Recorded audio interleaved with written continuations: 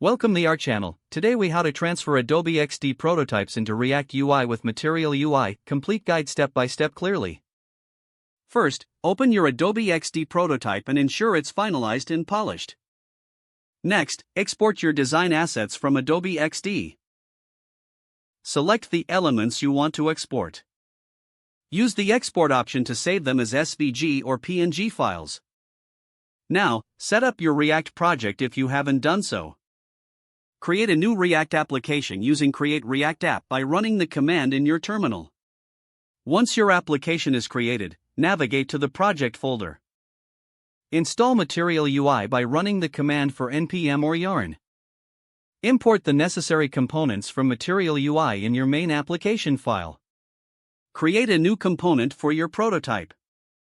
Now, import the exported design assets into your React component. Use the Material UI components to structure your layout. Replace static elements with Material UI components to maintain consistency.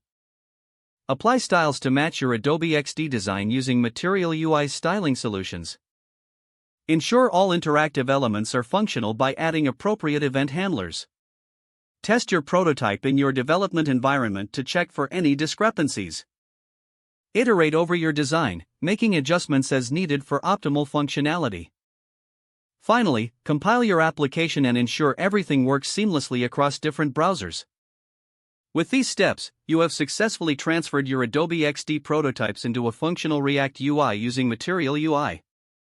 If the page does not load, refresh the browser or try again in a private or incognito window. Make sure you are using the correct email address, then retype it carefully to avoid small typos. If your password is not accepted, use the reset option and create a new strong password you can remember. Check your spam folder for verification or security emails, then complete any requested confirmation steps. Enable two-factor authentication if available to improve account security and reduce unauthorized access risk. After signing in, review your profile details so your contact information and settings are accurate and current. If you see an error message, note it down and try again after restarting your device and internet connection. Log out when you finish, especially on shared devices, to keep your account and payment information secure. If the page does not load, refresh the browser or try again in a private or incognito window.